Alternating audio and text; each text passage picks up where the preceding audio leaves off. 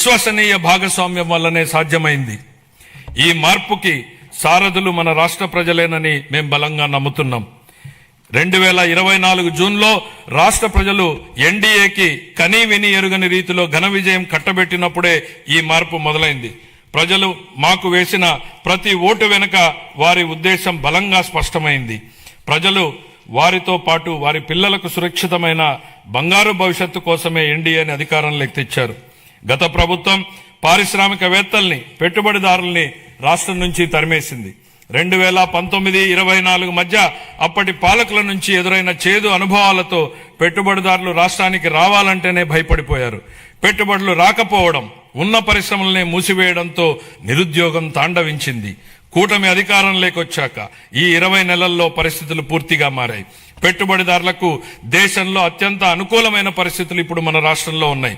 దేశ జనాభాలో కేవలం 4.2% వాటా మాత్రమే ఉన్నప్పటికీ ఆంధ్రప్రదేశ్ ఇప్పుడు పెట్టుబడుల్ని ఆకర్షించడంలో మిగతా రాష్ట్రాలని వెనక్కు నెట్టింది.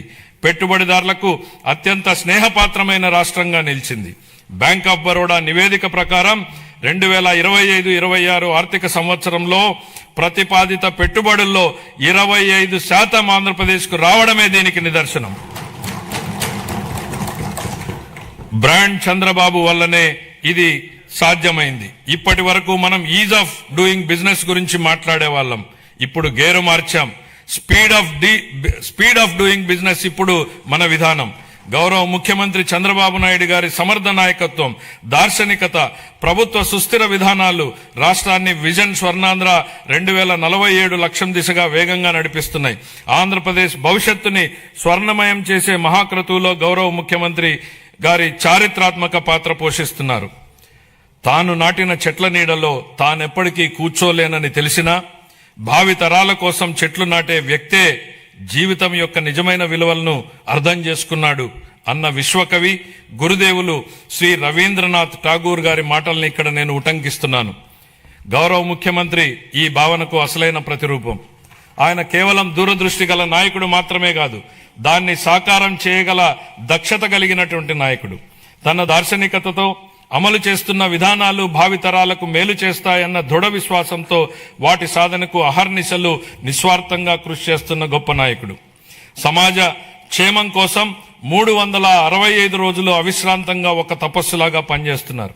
1990వ దశకంలో ఆయన ఇన్ఫర్మేషన్ టెక్నాలజీ గురించి మాట్లాడినప్పుడు, దార్శనికతను అమల్లో పెట్టినప్పుడు దాని ఫలితం ఎలా ఉంటుందో చాలా మందికి అర్థం కాలేదు.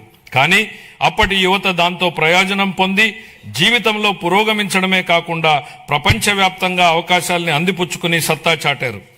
అప్పుడు ఆయన అమలు చేసిన సంస్కరణలు, తీసుకున్న విప్లవాత్మక నిర్ణయాలతో వెలిగించిన దీపం లక్షలాది జీవితాల్లో వెలుగు నింపింది. నేడు ఆయన విజయగాథను ఆయనే పునరావృతం చేస్తున్నారు. కానీ ఇప్పుడు మరింత గొప్ప దూరదృష్టితో, మరింత సమున్నత లక్ష్యంతో కొత్త చరిత్రను లిఖించబోతున్నారు. భవిష్యత్తును అంచనా వేసేందుకు ఉత్తమ మార్గం దాన్ని సృష్టించడమే అన్న సూక్తిని బలంగా నమ్మే వ్యక్తి ముఖ్యమంత్రి గారు. Deep tech, AI, quantum computing వంటి ఆధునిక టెక్నాలజీలు ప్రతి కుటుంబం నుంచి ఒక ఎంటర్ప్రెన్యూర్ వంటి విధానాలు కేంద్రంగా ఆయన ఇప్పుడు రాష్ట్రాన్ని సరికొత్త శకంలోకి నడిపిస్తున్నారు. ఆయన మార్గదర్శకత్వంలో ఏపీ వెల్త్ ఫండ్ ను ప్రారంభించబోతున్నాం. రాబోయే రోజుల్లో అది Norway, UAE sovereign wealth funds లా విస్తృతమై మొత్తం రాష్ట్రాన్నే నడిపించడానికి సరిపోవచ్చు. నాతో సహా ఈనాటి సమాజానికి ఈ టెక్నాలజీల ప్రాముఖ్యత అర్థం కాకపోవచ్చు. కానీ ఆయన ఐటీ రంగంలో చూపిన చొరవ వల్ల 1990లో నాటి యువతరం లబ్ధి పొందినట్టే ఈనాటి యువత కూడా ఏఐ, డీప్ టెక్, క్వాంటమ్ టెక్నాలజీతో భవిష్యత్తు ఖచ్చితంగా లబ్ధి పొందుతుంది. ఆర్థిక వనరుల పరంగా మనం ఇప్పటికీ సంక్షోభం